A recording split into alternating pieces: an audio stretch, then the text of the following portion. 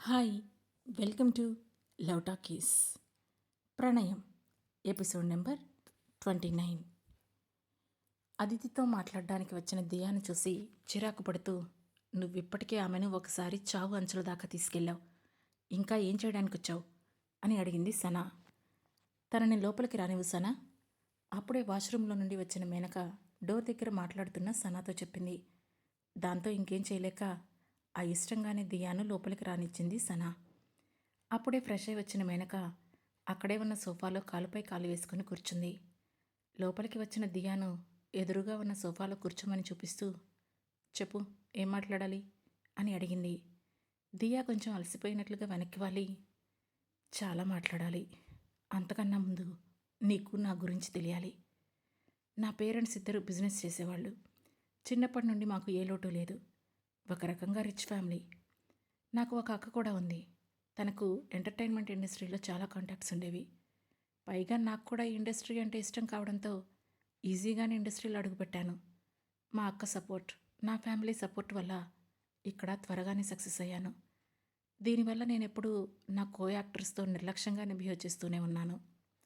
సౌరభ్తో నీ chat leak చేసినప్పుడు కూడా లైఫ్లో ఏదో ఒకసారి నాకు కూడా ఇంత పెద్ద ఎదురు దెబ్బ తగులుతుందని నేను ఊహించలేదు. ఇంకా చెప్పాలంటే సోషల్ మీడియాలో ఫ్యాన్స్ అందరూ నిన్ను తిట్టి పర్సనల్ అటాక్స్ చేస్తున్నప్పుడు నేను చాలా థ్రిల్గా ఫీల్ అయ్యాను. కానీ ఇప్పుడు ఆలోచిస్తుంటే ఆ టైంలో నువ్వు ఎంత ప్రెషర్ అనుభవించావో నాకు అర్థమైంది. అది భరించలేక నువ్వు ప్రాణాలు కూడా తీసుకోవాలనుకున్నావు. అందుకే ఈరోజు నీకు మనస్ఫూర్తిగా క్షమాపణ చెప్పాలని వచ్చాను అదితి అని చెబుతూనే సడన్గా ముందుకు వంగి మేనక చేతులు పట్టుకొని, నన్ను క్షమించు అదితి. నా తప్పు నాకు అర్థమైంది. నా వల్ల నువ్వు చాలా నష్టపోయావు. నేనేం చేసినా నువ్వు పడిన బాధను తీర్చలేను. ఐఎమ్ సో సారీ అని ఏడుపు గొంతుతో చెప్పింది దియా. ఆమె ఇంతకుముందు తనతో చాలాసార్లు మాట్లాడింది. అదంతా తనతో గొడవ పడే ఉద్దేశంతోనే మాట్లాడేది. కానీ ఈరోజు దియా మాటలు మనసు లోతుల్లో నుంచి వచ్చినట్లు అనిపించడంతో మేనక కూడా ఆమెను మనస్ఫూర్తిగానే క్షమాపణ చెబుతుందని అర్థం చేసుకుంది. దాంతో నెమ్మదిగా ఆమె చేతిని విడిపించుకొని పైకి లేచి, నీ క్షమాపణను నేను యాక్సెప్ట్ చేస్తున్నాను దియా. జరిగిన దాంట్లో నీ తప్పు ఎంత ఉన్నా అంతకు మించిన తప్పు ఆ సౌరభ్దే ఉంది. నాతో చేసిన ప్రైవేట్ చాట్ లీక్ చేసినందుకు ఎక్కువ శిక్ష ఆ సౌరభ్ అనుభవించాలి. నువ్వు దీన్ని ఇంతటితో వదిలే, ఇక వెళ్ళు అని చెప్పింది మేనక. నీకు సౌరభ్తో కలిసిపోవడానికి ఇష్టం ఉంటే నేను హెల్ప్ చేస్తాను, కొంచెం ఇబ్బందిగానే చెప్పింది దియా. అతని విషయంలో నాకు నీ హెల్ప్ అవసరం ఉండదు. అయినా నన్ను దాదాపు చావు అంచుల దాకా తీసుకెళ్లిన వాడిని నేను మళ్ళీ నా లైఫ్లోకి రాణిస్తానని, అతన్ని ఇష్టపడతానని అనుకుంటున్నావా అని ఆమె వైపు సూటిగా చూస్తూ అడిగింది మేనక. అంటే నా ఉద్దేశం అంటూ ఏదో చెప్పబోయింది దియా. కానీ అంతలోనే మేనక మళ్ళీ మాట్లాడుతూ, అతను కూడా త్వరలోనే ఇంతకు మించిన క్షమాపణ చెబుతాడు, అది నేను చూసుకుంటాను అని అంది. ఆమె మాటల్లో కాన్ఫిడెన్స్ చూసిన దియాకు ఒక క్షణం ఆశ్చర్యం కలిగింది. తాను చూస్తున్న అదితి ఇంతకు ముందున్న అదితి కాదని, ఆమెలో చాలా మార్పులు వచ్చాయని అనిపించింది. ఆ తర్వాత ఒక క్షణం సైలెంట్గా ఉన్న దియా, అయితే నేను నిన్ను ఒక హెల్ప్ అడగాలనుకుంటున్నాను అని అడిగింది. ఏంటది? నుదురు చెట్లిస్తూ అడిగింది మేనక. నీ ధైర్యం, నీ మాటలు చూస్తుంటే ఖచ్చితంగా నువ్వు సౌరభ్పై ప్రతీకారం తీర్చుకుంటావని నాకు అనిపిస్తుంది. ప్రతీకారం తీర్చుకునే స్త్రీ ఎప్పుడు స్ట్రాంగ్ ఉమెన్ అని నేను నమ్ముతాను. అండ్ ఆ ప్రతీకారంలో నేను కూడా భాగం కావాలనుకుంటున్నాను అని అడిగింది దియా. ఇక్కడ ఎవరి కోసం ఎవరు పగ తీర్చుకోరు దియా. నీకు అన్యాయం జరిగిందని నీకు అనిపిస్తే దానికి ప్రతీకారం తీర్చుకోవాల్సింది కూడా నువ్వే. ఎనీవే, నాకు నీతో ఎలాంటి శత్రుత్వం లేదు. సో ఇక నీ పని నువ్వు చూసుకో అని చెప్పింది మేనక. ఆ మాటతో అని తలూపి అక్కడి నుండి వెళ్ళిపోయింది దియా. ఈ దియాలో సడన్గా ఇంత మార్పు ఎందుకు వచ్చిందో నాకు అర్థం కావడం లేదు మేడం అని కొంచెం అనుమానంగా అడిగింది సనా. పరిస్థితులు ఎంతటి వాళ్ళనైనా మార్చేస్తాయి సనా. ఇప్పుడు తనకి నొప్పి తెలిసింది కాబట్టి అదితి పడిన బాధ అర్థమయ్యింది అని చెప్పింది మేనక. ఆమె నిజంగానే గిల్టీగా ఫీల్ అవుతుందని మీకు అనిపించిందా అని అడిగింది సనా. ఒక మాట చెప్పు, తనకు తానుగా వచ్చి తన గురించి చెప్పుకొని నన్ను క్షమాపణ అడగాల్సిన అవసరం తనకేముంది అని ప్రశ్నించింది మేనక. నిజమే కానీ అని సనా నసుగుతూ ఉండడంతో ఆమె కన్నీళ్లు నిజమైనవే అని చెప్పింది మేనక. మీకు నమ్మకం ఉంటే పర్వాలేదు. సరే, ఇక ఆ టాపిక్ వదిలేయండి. అన్నట్లు అసలు విషయం మర్చిపోకండి. ఈరోజు నైట్ డిన్నర్ మీరు అక్షిత్ సార్తో చేయాలి. మీకోసం ఆల్రెడీ అక్షిత్ గారు టెర్రస్ పైన వెయిట్ చేస్తున్నారు. త్వరగా రెడీ అయి వెళ్ళండి అంటూ గుర్తు చేసింది సనా. ఓహో, అతను వెయిట్ చేస్తున్నాడు కదా, మర్చిపోయాను అనుకుంటూ వెంటనే రెడీ అయ్యి టెర్రస్ పైకి వెళ్ళింది మేనక. అప్పుడు టైం రాత్రి 9 గంటలవుతోంది. ఆ హోటల్ పైన ఉన్న romantic roof top restaurant already ఖాళీగా ఉంది. చూస్తుంటే అక్షిత్ ఈరోజు ఆ రెస్టారెంట్ మొత్తాన్ని తానే బుక్ చేసినట్లు ఈజీగా అర్థమవుతుంది. అప్పటికే నీట్గా రెడీ అయి వచ్చి సోఫాలో కూర్చొని వెయిట్ చేస్తూ ఉన్నాడు అక్షిత్. హడావుడిగా పైకి వచ్చిన మేనక కూడా లాస్ట్ స్టెప్పులో ఉండి పైకి అడుగు పెట్టబోతుండగా ఇంతలో అక్షిత్ మాటలు వినిపించాయి. అతను ఎవరితోనో ఫోన్లో మాట్లాడుతున్నాడు. మెర్జింగ్ ప్లాన్ ఇప్పుడే స్టార్ట్ అయింది. ఆల్రెడీ డాక్యుమెంట్స్ డిస్ట్రిబ్యూషన్ కూడా చేసేశాను. మనం నెక్స్ట్ జనరల్ మీటింగ్లో ఈ మెర్జింగ్ స్పెషాలిటీ గురించి డిస్కస్ చేద్దాం అని అవతలి వైపు వ్యక్తితో ఫోన్లో చెబుతూ ఉన్నాడు అక్షిత్. మెర్జింగ్, ఈ మాట వినగానే అక్కడే ఆగిపోయింది మేనక. నిజానికి గత జన్మలో ఆమె మేనకగా ఉన్నప్పుడు మేనకా ఇండస్ట్రీస్, అక్షిత్ ఇండస్ట్రీస్ రెండూ ఒకే ట్రాక్లో ఉండేవి కావు. ఆ రెండు కంపెనీస్తో చాలా రకాల చిన్న చిన్న కంపెనీలు కొలాబరేట్ అయి ఉన్నాయి. సరైన మేనేజ్మెంట్ లేకపోతే వాటిని డీల్ చేయడం కష్టమవుతుంది. అలాంటి టైంలోనే ఇన్వెస్టర్స్ అందరూ మెర్జింగ్ కోసం డిమాండ్ చేస్తారు. సో ఇప్పుడు అక్షిత్ మెర్జింగ్ అంటున్నాడు అంటే అక్షిత్ తన కంపెనీని మేనకా ఇండస్ట్రీస్ని కలపడానికి డిసైడ్ అయ్యాడు. కానీ అది అంత తేలికగా అయ్యే పని కాదని మేనకకి కూడా తెలుసు. దానికి కారణం మేనక పుట్టింటి వాళ్ళు దీనికి అస్సలు ఒప్పుకోరు. పైగా అక్షిత్కి వాళ్లతో చాలా సమస్యలు రావచ్చు. ఈ మెర్జింగ్ను ఆపడానికి మేనకా ఇండస్ట్రీస్ సైడ్ నుండి ఆమె ఫ్యామిలీ వాళ్ళు ఏం చేస్తారో కూడా ఊహించడానికి చాలా కష్టం. ఈ సమస్యలన్నీ గుర్తుకు రాగానే మేనక ముఖం మారిపోయింది. ఆమె కదలలేనట్లు అక్కడే నుంచుంది. అదే సమయంలో ఫోన్ మాట్లాడడం పూర్తవడంతో అక్షిత్ ఫోన్ పక్కన పెట్టి తలెత్తి చూశాడు. మేనక అక్కడే నుంచొని ఏదో ఆలోచనలో ఉన్నట్లు కనిపించడంతో అక్షిత్ లేచి వెళ్ళి ఆమె చెయ్యి పట్టుకొని, బాగా అలసిపోయావా అని అడిగాడు. మేనక చిన్నగా నవ్వి అతనితో పాటు వెళ్ళి సోఫాలో కూర్చొని, లేదు, నువ్విప్పుడే ఫోన్లో మాట్లాడడం విన్నాను. ఆ మేనక వాళ్ళ ఫ్యామిలీ మిమ్మల్ని ఎక్కువగా ఇబ్బంది పెడుతూ ఉంటుందని అప్పుడప్పుడు సనా కూడా చెబుతూ ఉంటుంది. ఇప్పుడు కూడా అదే జరుగుతుందా అని అడిగింది. అక్షిత్ నవ్వి, నువ్వు నా గురించి ఆలోచిస్తున్నావా? Don't worry. ఆ ప్రాబ్లమ్స్ అన్నీ సాల్వ్ చేయడానికి నేను ఆల్రెడీ స్పెషల్గా లాయర్ టీంని ఏర్పాటు చేశాను అని చెప్పాడు అక్షిత్. లీగల్గా ప్రాబ్లమ్స్ వస్తే లాయర్ టీం సరిపోతుంది. కానీ వాళ్ళు పర్సనల్గా ఏదైనా ప్రాబ్లమ్స్ క్రియేట్ చేస్తే అప్పుడేం చేస్తావు అని అడిగింది మేనక. ఆ ప్రశ్న వినగానే ఒక్కసారిగా అక్షిత్కి ఏం సమాధానం చెప్పాలో తోచలేదు. మేనక కూడా తాను త్వరగా నోరు జారానేమో అని అనుకొని వెంటనే చూపు తిప్పుకుంది. ఇంతలో అక్షిత్ తేరుకొని చిన్నగా నవ్వి, నువ్వు ఎక్కువగా ఫ్యామిలీ డ్రామా నావెల్స్ చదవకు, పర్సనల్గా పెద్దగా ఏమీ ఉండదులే అని లైట్ తీసుకుంటూ చెప్పాడు. ఆ మాటకు మేనక ఏం సమాధానం చెప్పలేదు. కానీ ఆమె గుండెలోతుల్లో ఏదో తెలియని చిన్న భయం మొదలైంది. నిజం చెప్పాలంటే కార్ యాక్సిడెంట్లో తాను చనిపోతున్నప్పుడు కూడా మేనకకు భయం అనిపించలేదు. కానీ ఇప్పుడు తన ఫ్యామిలీ దృష్టి అక్షిత్పై పడుతుందనే ఆలోచనే ఆమెకు భయాన్ని కలిగించింది. తన ఫ్యామిలీ తలుచుకుంటే ఒక వ్యక్తిని మాయం చేయడానికి, హింసించి చంపడానికి వాళ్లకు 1000 మార్గాలున్నాయి. అది మేనకకు బాగా తెలుసు. ఆమె ఆలోచనలో పడ్డం చూసి, ఏమైంది, ఎందుకంత డల్గా ఉన్నావు అని ఆమె మూడ్ ఆఫ్ను చూస్తూ అడిగాడు అక్షిత్. నువ్వు అర్జెంటుగా నీ బాడీగార్డ్స్ టీంను ఇంక్రీజ్ చేయి. ఎక్కువ మంది ట్రైన్డ్ బాడీగార్డ్స్ను సెక్యూరిటీగా పెట్టుకో. అలాగే ఇంట్లో ఫుడ్ వండే చెఫ్, కుకింగ్ టీం కూడా నమ్మకమైన వాళ్ళు ఉండేలా చూసుకో. ఇంటి చుట్టూ సీసీ కెమెరాలు ఎప్పుడు ఆన్లో ఉంటున్నాయా లేదా అని టైం టు టైం చెక్ చేయి. నువ్వు వెళ్ళే ప్రతి వెహికల్లో ఏదైనా బగ్ ఉంటుందేమో ఎప్పటికప్పుడు చెక్ చేస్తూ ఉండు అని గబగబా అతనికి సేఫ్టీ ఇన్స్ట్రక్షన్స్ ఇచ్చింది మేనక. అవన్నీ తన ఫ్యామిలీ వాళ్ళు తనతో ప్లే చేసిన గేమ్స్. అందుకే అక్షిత్ను జాగ్రత్త పడమని చెప్పింది మేనక. ఆమె మాటలు విని అక్షిత్ ఆశ్చర్యంతో నోరు తెరుస్తూ, మా అత్తగారి ఫ్యామిలీ గురించి పబ్లిక్లో ఇంత బ్యాడ్ టాక్ ఉందా అని నవ్వుతూ అంటూనే ఎదురుగా ఉన్న చికెన్ పీస్ను ఫోర్కుతో తీసి టక్కున మేనక నోట్లో పెట్టాడు. అతను చేసిన పనికి రిలాక్స్ అవుతూ, ఏమో నాకేం తెలుసు, అప్పుడప్పుడు సనా ఆ ఫ్యామిలీ గురించి నాతో మాట్లాడుతూ ఉంటుంది, అందుకే కొంచెం ఐడియా ఉంది అని చెప్పింది మేనక. అక్షిత్ చిన్నగా నవ్వి ఆమె చెయ్యి పట్టుకొని, నువ్వు నా కోసం ఇంత టెన్షన్ పడటం, భయపడటం చూస్తుంటే నాకు చాలా బాగుంది అని అన్నాడు. నేనేం భయపడటం లేదు, ఉక్రోషంగా చెప్పింది మేనక.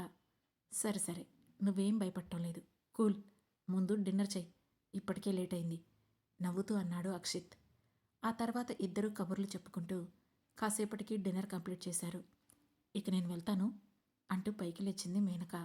ఇంతలో ఆమె చేతిలో ఉన్న మొబైల్ రింగ్ అయింది. సనా కాల్ చేస్తూ ఉండడంతో కాల్ లిఫ్ట్ చేసి, ఏమైంది అని అడిగింది మేనక.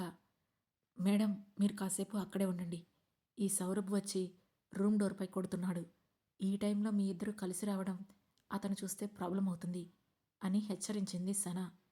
అతనికి ఏమైనా పిచ్చి పట్టిందా, ఈ టైంలో వచ్చి డోర్ కొట్టడం ఏంటి? సరే, అతను వెళ్ళాక కాల్ చేయి అని విసుగ్గా చెప్పి కాల్ కట్ చేసింది మేనక.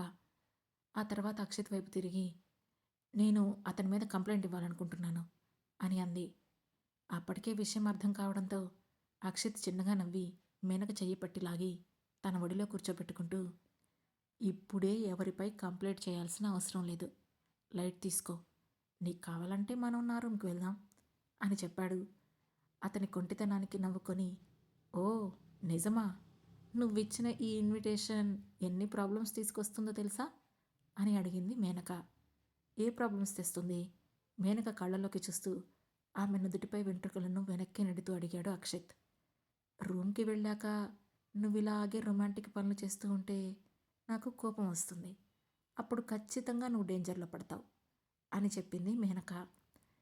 ఆ మాటకు అక్షిత్ నవ్వి, అంత సీన్ లేదు, నీతో రొమాన్స్ చేయడానికి ట్రై చేయడంలోనే నా వయసు అంతా అయిపోతుంది, ఇక నువ్వు రొమాన్స్లోకి వచ్చేటప్పటికి నేనేమైపోతానో అని నవ్వుతూ అన్నాడు అక్షిత్. మీరు చెప్పింది కూడా నిజమే అంకుల్ అని నవ్వుతూ చెప్పి మేనక పైకి లేచి సరిగ్గా కూర్చొని అతని భుజంపై తలవాల్చింది. కాసేపు ఇద్దరూ సైలెంట్గా ఉండిపోయారు. టెర్రస్పై వీస్తున్న గాలి, దూరంగా ఆకాశంలో పున్నమి చంద్రుడు, పక్కనే మనసు పడ్డ వ్యక్తి, అన్నీ కరెక్ట్గా ఉన్నాయని, ఆ క్షణం అలాగే ఉండిపోతే బాగుండని ఇద్దరికీ అనిపించింది. కాసేపటికి మేనక కళ్ళు మూసుకొని నెమ్మదిగా నిద్రలోకి జారుకుంటూ, అంకుల్, మనిద్దరం ఇంతకుముందు ఎందుకు ఇలా కలిసి ఉండలేదు అని గుణిగింది. అక్షిత్ ఆమె చెంపపై నిమిరి, నాకు కూడా తెలీదు అని అన్నాడు. మరోవైపు కింద మేనక రూమ్ దగ్గర ఉన్న సౌరభ్ ఆమె రూమ్ డోర్పై అదే పనిగా కొడుతున్నాడు. అలాగే మరో చేత్తో అదితి నెంబర్కి కాల్ చేస్తూ ఉన్నాడు. ఆమె నెంబర్ మార్చేసిందని అతనికి ఇంకా తెలియదు. తాను అదితి కోసం కొత్త ఎండార్స్మెంట్ను ట్రై చేస్తున్నానని చెప్పడానికి ఆమె రూమ్కి వెళ్ళాడు సౌరభ్. కానీ ఎంతసేపు అయినా ఆమె రూమ్ డోర్ తెరుచుకోకపోవడంతో నిరాశగా అక్కడే నించున్నాడు.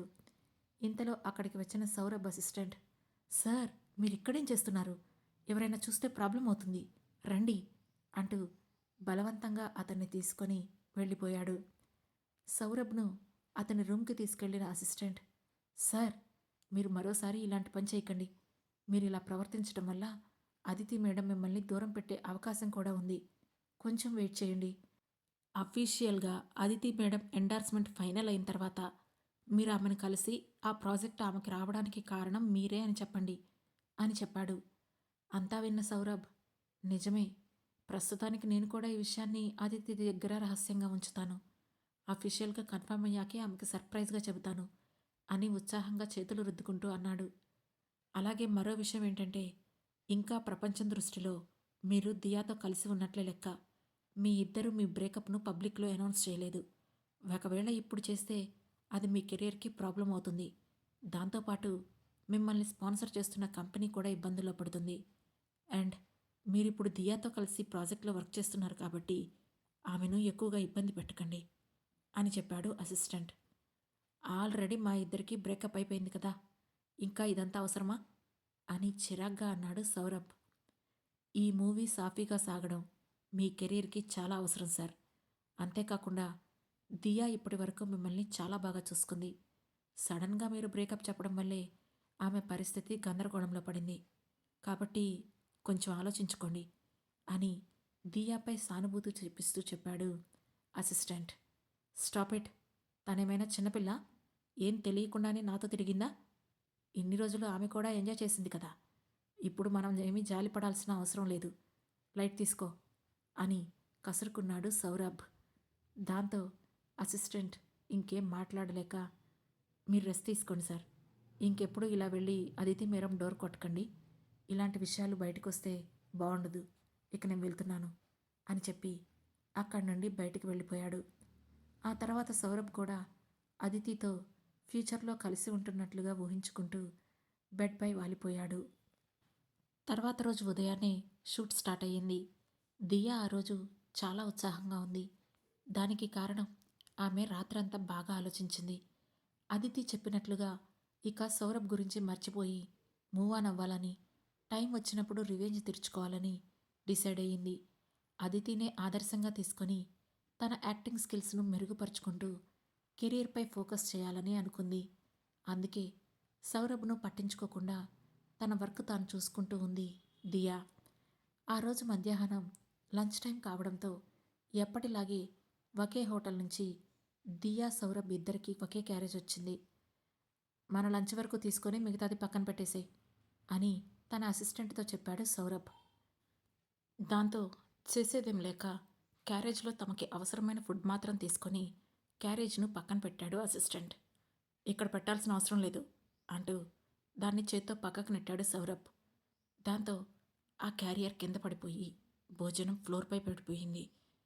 ఇదంతా చూసిన దియా వస్తున్న కోపాన్ని కంట్రోల్ చేసుకుంటూ సైలెంట్గా ఉంది. కానీ దియా అసిస్టెంట్ కోపంగా ముందుకు వెళ్ళి సౌరభ్ అసిస్టెంట్తో మీరు చేసిందేం బాలేదు అని అంది. సౌరభ్ అసిస్టెంట్ సమాధానం చెప్పేలోపే బై మిస్టేక్ అది పడిపోయింది, ఇంకొకటి ఆర్డర్ చేసుకోండి, అలాగే రేపటి నుంచి సపరేట్ క్యారేజీలు పెట్టమని ఆ హోటల్కి ఇన్ఫామ్ చేయండి అని రెక్లెస్గా చెప్పి తన అసిస్టెంట్తో సహా అక్కడి నుండి వెళ్ళి దూరంగా ఉన్న టేబుల్ దగ్గర కూర్చున్నాడు సౌరభ్. కొంచెం దూరంలో కూర్చొని సైలెంట్గా భోజనం చేస్తూ ఉంది మేనక. అదే సమయంలో అక్కడ జరిగేదంతా చూసిన సనా ఆశ్చర్యపోయింది. దియా విషయంలో సౌరభ్ చేసిన పనికి ఆమెకు చాలా కోపం వచ్చింది. మేడం, చూసారా ఆ సౌరభ్ ఎంత పొగరుగా ప్రవర్తిస్తున్నాడో? దియా తినే భోజనాన్ని నేలపాలు చేశాడు. అసలు ఇది ఒక మగాడు చేసే పనేనా? ఆ సౌరభ్ను అసహించుకుంటూ అనింది సనా. వెళ్ళి వాళ్ళిద్దరిని పిలు, మన క్యారేజ్లో ఫుడ్ ఉంది కదా, తింటారు తలపైకి ఎత్తకుండానే చెప్పింది మేనక. సరే మేడం అంటూ వెళ్ళి దియా అసిస్టెంట్తో మీకే ప్రాబ్లం లేకపోతే మాతో కలిసి వచ్చి భోజనం చేయొచ్చు, మా దగ్గర భోజనం ఉంది అని చెప్పింది సనా. అది విని దియా ఆమె అసిస్టెంట్ ఇద్దరూ ఒక క్షణం ఆశ్చర్యపోయారు. అదితి తమను భోజనానికి పిలుస్తుందని వాళ్ళు ఊహించలేదు. వాళ్ళ ఆశ్చర్యాన్ని అర్థం చేసుకున్న సనా మీ భోజనం పడిపోవడం మేం చూశాం అని చెప్పింది. మరోవైపు సెట్లో ఉన్న వాళ్ళు కూడా అది చూసి ఆశ్చర్యపోయారు. అదితికి దియాకి ఒక క్షణం కూడా పడదని అక్కడున్న అందరికీ తెలుసు. అలాంటిది ఈరోజు సడన్గా అదితి అసిస్టెంట్ వెళ్ళి వాళ్ళను భోజనానికి ఇన్వైట్ చేయడం అక్కడున్న అందరినీ షాక్కి గురిచేసింది. చెప్పండి, మాతో జాయిన్ అవుతారా అని మళ్ళీ అడిగింది సనా. దియా ఒక క్షణం ఆలోచించి దూరంగా కూర్చున్న సౌరభ్ వైపు చూసి సడన్గా పైకి లేచింది. ఆ తర్వాత ఏం జరగబోతుంది తెలుసుకోవాలనుకుంటే వెంటనే మా లవ్ టాకీస్ ఛానల్ను సబ్స్క్రైబ్ చేసుకొని ప్రణయం సిరీస్లోని నెక్స్ట్ ఎపిసోడ్ను వినండి. మా ఈ కథలు మీకు నచ్చినట్లయితే లైక్ చేసి, షేర్ చేసి, కమెంట్ చేసి, హైప్ పాయింట్స్ కూడా ఇచ్చి మమ్మల్ని సపోర్ట్ చేయండి. Thank you. Thanks for watching.